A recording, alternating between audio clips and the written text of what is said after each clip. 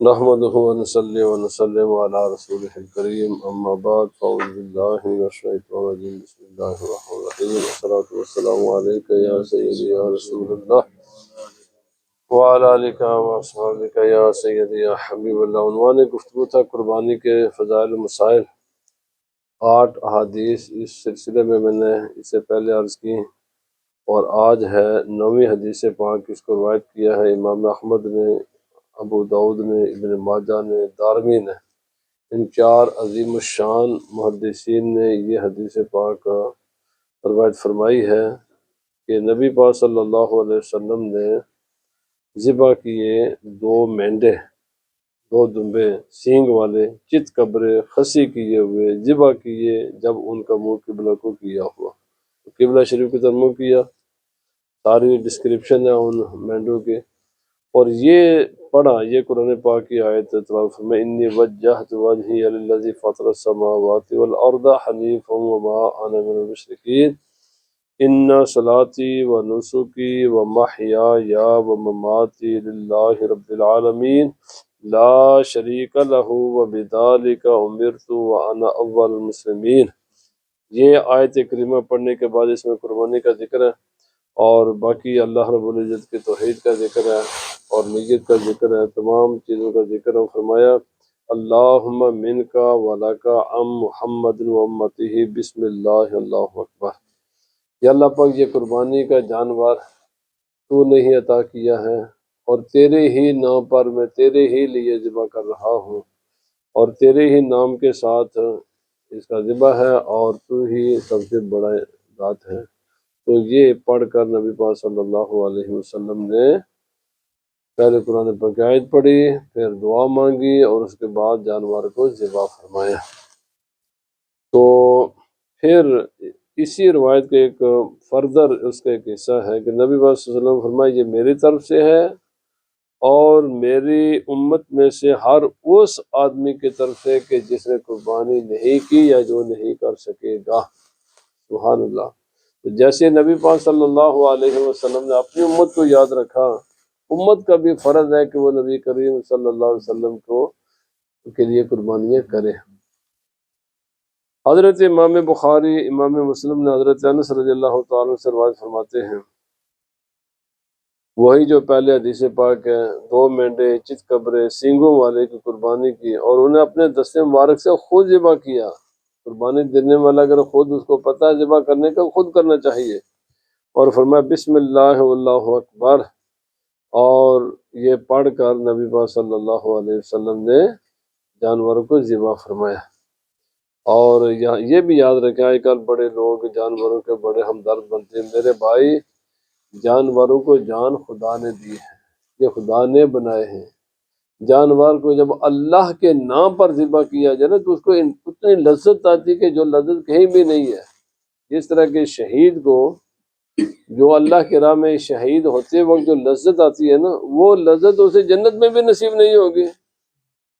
اس لیے جنت میں جانے کے بعد کوئی بھی آدمی دنیا میں آنے کی خواہش نہیں کرے گا ماں سوائے شہید کے۔ شہید یاد کرے گا کہ یا اللہ پاک مجھے تو واپس دنیا میں بھیج۔ اور کیوں؟ اللہ پاک فرمائے گا کیوں؟ فرمایا کہ جو لذت مجھے تیرے نام پر گردن کٹاتے وقت ہوئی تھی نا، وہ مجھے جنت میں بھی نصیب نہیں ہوئی۔ تو میرے بھائی، جب اسی لیے تکبیر ضروری ہے کہ جب خدا کے نام پر جانور کو ذبح کیا جائے تو جانور کو سکون میں، ہاں چونکہ یہ لوگ عقل کے اندھے ہیں، یہ چیزیں سوائے وحی کے پتہ چل نہیں سکتی، تو یہ چونکہ اٹکل پچو سے باتیں کرتے ہیں، اس لیے جانور کو ذبح کرے۔ اور یہ جانور بنائے ہی انسان کے لیے گئے ہیں۔ دیکھو میں یہاں پر یہ آج کو عنوان تو نہیں لیکن ضمن عرض کرتا چلوں۔ علماء فرماتے ہیں زندگی کا پہلی جو نشانی ہے نا وہ یہ سبزہ ہے۔ تو پھر تم جب یہ جانوروں کے تو بڑے تم ہمدرد ہو تو پھر سبزے کے بھی ہمدرد بنو نا۔ تو سبزہ کون کھاتے؟ جانور، کیونکہ جانور اسے ایک درجہ آگے ہیں۔ اور جانور کو کون کھاتے؟ انسان، کیونکہ وہ ایک درجہ آگے۔ بھائی اصول ہے، یہ اصول ہے، ہر ادنا اعلیٰ پر قربان ہوگا۔ اور اگر تمہارا فلسفہ مانا جائے نا تو پھر اس گھاس اور پتوں کی بھی رکھوالے بنو۔ پھر ان کو نہ کاٹا کرو، کیونکہ زندگی تو ان میں بھی ہے۔ یہ سارے درخت لائم ہیں، یہ سارے جو ہرے گراس تو یہ لائم ہوتا ہے، لیکن وہ جانور چرتے ہیں، کھاتے ہیں، ان کی خوراک، اور اس کو خوراک جانور کو خدا نے بنایا ہے، ان کو خوراک پرندوں کے خدا نے بنایا ہے۔ تو جس خدا نے اس سبزے کو جانوروں کی خوراک بنائی ہے، اور جس خدا نے اس سبزے کو انسانوں کی خوراک بنائی ہے، اچھا یہ خود سبزیاں کھاتے ہیں، گوشت نہیں کھاتے، سبزیاں کھاتے ہیں، تو بھائی سبزی بھی تو ایک زندہ چیز ہے نا، چھوڑو اس کو بھی چھوڑو نا، اس کی زندگی کا بھی خیال کرو نا، نری حماقت ہے، اس کے سوا کچھ بھی نہیں۔ بھائی یہ پودے، یہ درخت، یہ سارے کا سارا سبزہ، اس کی ساری اقسام حرکت کرنے والوں کے لیے ہے، حرکت کرنے والوں میں جانور بھی انسان بھی ہے، اور یہ جو جانور ہیں نا جو بول نہیں سکتے، یہ ہمارے لیے ہے اور ہم خدا کے لیے۔ تو جب بھی ایک چیز خدا کے نام پر قربان کی جائے گی تو اسے لذت محسوس ہوتی ہے، کیونکہ میں اپنی جگہ پر پہنچا ہوں، جس مقصد کے لیے میرے بنانے والے نے مجھے بنایا ہے، میں وہ مقصد ادا کرنے میں کامیاب ہوا ہوں۔ بہرحال 12ویں حدیث پاک ہے، حضرت ابو داؤد نسائی نے اس کو روایت کیا حضرت عبداللہ بن عمر رضی اللہ تعالیٰ عنہ سے، نبی پاک صلی اللہ علیہ وسلم نے فرمایا مجھے حکم دیا گیا ہے کہ میں اللہ کے نام پر، فرمایا یوم اضحیٰ کو، کہ اس دن کو جس کو خدا نے عید بنایا ہے، کہ اس دن ایک تو نماز ادا کریں گے، دوسری قربانی دیں گے۔ اور پھر نبی پاک صلی اللہ علیہ وسلم نے فرمایا کہ ایک آدمی نے کہا جناب میرے پاس یہ چھوٹا سا لیلا ہی ہے، تو آپ نے فرمایا کہ اس کی قربانی کر دوں؟ آپ نے فرمایا نہیں، کیونکہ جانوروں کی عمر ہے، اور جو اس عمر سے کم جانور ہو تو اس کی تو قربانی نہیں ہوتے۔ البتہ نبی پاک صلی اللہ علیہ وسلم فرمایا تم یوں کرو کہ اپنے بال اور ناخن نہ ترشواؤ، اور مونچھیں نہ ترشواؤ، اور زیر ناف جو بال ہیں ان کو نہ منڈواؤ، یہاں تک کہ وہ دن آ جائے، یعنی قربانی کا دن آ جائے۔ تو فرمایا اس کے بعد جب تم، جو لوگ قربانی دینے کی طاقت نہیں رکھتے ان کو چاہیے کہ وہ بالوں کو نہ ترشوائیں، ناخنوں کو نہ ترشوائیں، اور عید کے بعد وہ ترشوا لیں، تو اللہ تعالیٰ کی گھر میں امید ہے کہ انہیں اسی کا یہ قربانی ہی کے برابر ثواب عطا ہوگا، تو ہو جائے گا۔ یعنی جس کو قربانی کی توفیق نہ ہو اسے ان چیزوں کے کرنے سے قربانی کا ثواب حاصل ہو جائے گا۔ بال نہ کٹائیں، عید کے بعد بال کریں، ناخن نہ ترشوائیں، عید کے بعد کریں۔ 13ویں حدیث پاک ہے جس کو امام مسلم نے روایت کیا، ترمذی نے روایت کیا، نسائی نے روایت کیا، ابن ماجہ نے روایت کیا، ام المومنین حضرت ام سلمہ رضی اللہ تعالیٰ عنہ نبی پاک صلی اللہ علیہ وسلم سے روایت فرماتی ہیں کہ جب ذی الحج کا چاند دیکھ لیا اور بندے کے قربانی کرنے کا ارادہ ہو تو فرمایا جب تک قربانی نہ کر لے وہ اپنے بال اور ناخن نہ ترشوائے، تو نہ ترشوائے۔ تو دونوں حدیثیں سامنے آ گئی ہیں، جو قربانی کر سکتے ہیں وہ بھی، اور جو قربانی نہیں کر سکتے وہ بھی، یہ دونوں قسم کے لوگ ذی الحج کا چاند دیکھنے سے لے کر 10ویں تک اپنے بال ناخن وغیرہ نہ ترشوائیں۔ جنہوں نے قربانی کرنی وہ قربانی کر کے ترشوا لیں، اور جنہوں نے قربانی نہیں دی وہ نماز عید پڑھ کر کے ترشوا لیں۔ تو اللہ تعالیٰ امید ہے کہ قربانی والے کو قربانی کا بھی ثواب دے گا اور اس عمل کا بھی ثواب عطا فرمائے گا، اور جن لوگوں نے قربانی نہیں کر سکے انہوں یہ جو ہے نا بال کٹانا عید کے بعد، اس کا ثواب بھی اللہ پاک انہیں قربانی کے برابر عطا فرما دے گا۔ 15ویں حدیث پاک ابو داؤد نسائی ابن ماجہ حضرت مجاشع بن مسعود رضی اللہ تعالیٰ سے روایت ہے، آپ نے فرمایا کہ بھیڑ کا بچہ ہو لیکن اس کی عمر 6 مہینے ہو، لیکن اتنا موٹا تازہ ہے، جو عام جانور، جو عام بھیڑ وہ سال کے ہوتے ہیں، اگر ان کو اس میں چھوڑ دیا جائے تو دور سے دیکھنے میں انسان امتیاز نہ کر سکے کہ 6 مہینے والا کون سا جانور ہے اور سال والا کون سا ہے۔ اتنا موٹا تازہ 6 مہینے والا بھی قربان ہو جائے گا، لیکن 6 مہینے مکمل ہونے چاہیے، لیکن اس میں شرط یہ ہے وہ خوب فربا ہو، خوب موٹا تازہ ہو۔ اگر موٹا تازہ نہیں ہے تو پھر سال کا ہونا ضروری ہے، بکری یا بھیڑ سال کی، گائے 2 سال کی، اونٹ 5 سال کی۔ اور گائے کے ساتھ ہی بھینسیں اور یہ سانڈ وغیرہ ہیں یہ اسی کے ساتھ منحق ہے۔ نبی پاک صلی اللہ علیہ وسلم نے فرمایا کہ افضل قربانی وہ ہے جو قیمت کے اعتبار سے اعلیٰ ہو اور خوب موٹا تازہ جانور ہو۔ تو جتنا بعض لوگ جائز نجائز پیسہ جمع کرتے ہیں اور پھر کروڑوں کا جانور خرید کر اور یہ سمجھتے میرے بھائی تو اگر بالکل شو آف کے نیت سے پھر یہ کرتا نا سارا کام اور اس کے بعد میڈیا میں اور بالکل لوگوں میں پھیلاؤ جناب میں نے یہ جانور خریدا ہے، کروڑ کا 2 کروڑ کا خریدا، میں نے ذبح کیا ہے، تو پھر 1 کروڑ 2 کروڑ خرچنے کا کوئی فائدہ کچھ بھی نہیں ہے، کیونکہ تو نے یہ سارا کام نمائش کے لیے کیا ہے۔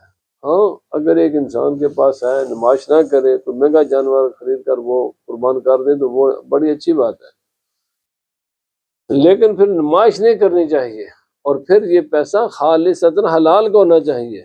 تمام چاہے زکوٰۃ دیں، صدقہ فطر دیں یا کچھ بھی، پیسہ حلال کا ہونا چاہیے۔ حرام کے پیسے سے خدا تعالیٰ نہ قربانی قبول فرماتا ہے، نہ زکوٰۃ قبول فرماتا ہے، نہ سیدہ فطر، نہ کسی قسم کا کوئی جو بھی اللہ کے راہ میں دیا جائے نا جی تو وہ مال حرام سے منع ہے۔ نبی پاک صلی اللہ علیہ وسلم نے رات کے وقت جانور کی قربانی کرنے سے منع فرمایا۔ تو قربانی کرنے کا ٹائم سورج طلوع سے لے کر سورج غروب ہونے کے درمیان تک ہے۔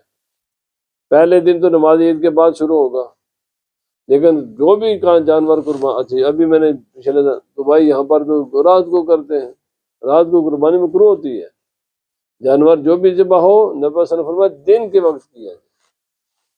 18ویں حدیث پاک ہے، حضرت علی رضی اللہ تعالیٰ نے اس کے راوی ہیں، حضرت امام احمد بن حنبل نے اس کو روایت کیا، فرمایا 4 قسم کے جانوروں کی قربانی درست نہیں ہے۔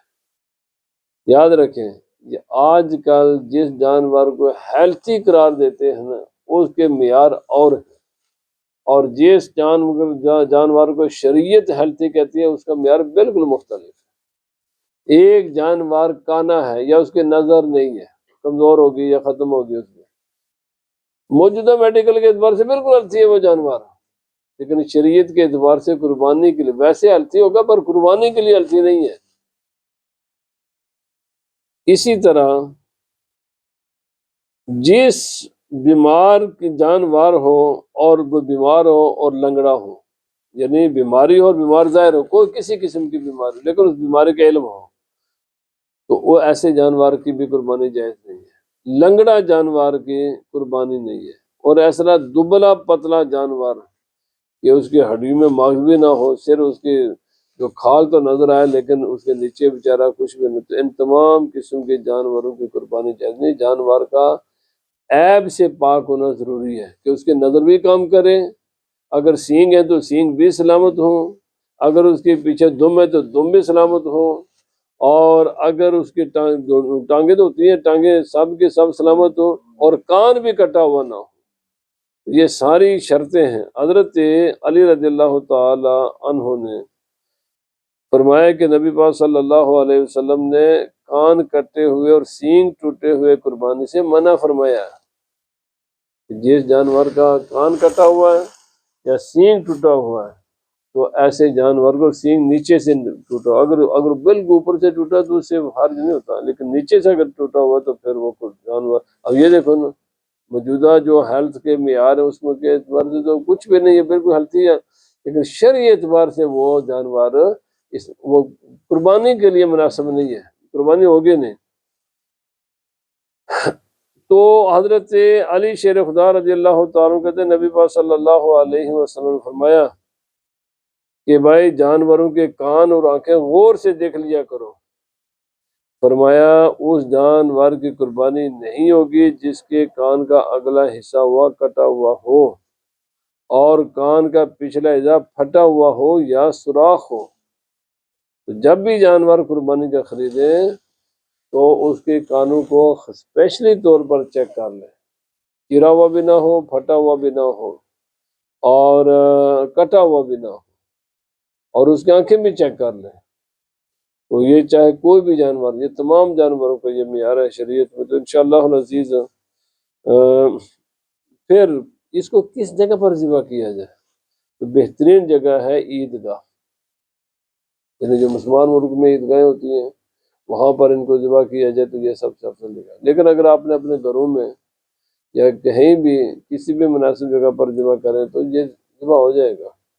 تو لیکن یہ میں نے پہلے مسئلہ کر دیا کہ جہاں پر رات کے وقت جانوروں کو ذبح کرتے ہیں، عموماً یورپ میں رات کے وقت کرتے ہیں، بھائی یہ قربانی مکروہ ہو گئی. ہم بھی قربانی دیں، ان کو پابند کریں کہ وہ سورج طلوع ہونے کے بعد قربانی کریں. سورج کے یعنی غروب ہونے سے لے کر طلوع کے درمیان کا جو وقت ہے اس وقت میں پہلے دن تو ویسے ہی نہیں قربانی ہوگی، البتہ دوسرے جو 2 دن ہیں ان دنوں میں قربانی تو ہو جائے گی لیکن ہوگی مکروہ. تو اس لیے اس بات کو یقینی بنائیں کہ قربانی کا جو ٹائم ہے سورج طلوع سے لے کر سورج غروب ہونے کے درمیان کے وقت میں قربانی ہو. اللہ پاک ہمیں عمل کی توفیق عطا فرمائے. کل سے انشاءاللہ العزیز مسائل فقیہ بیان ہوں گے تو اللہ پاک ہمیں ان مسائل کو سمجھنے کی توفیق عطا فرمائے. وما علینا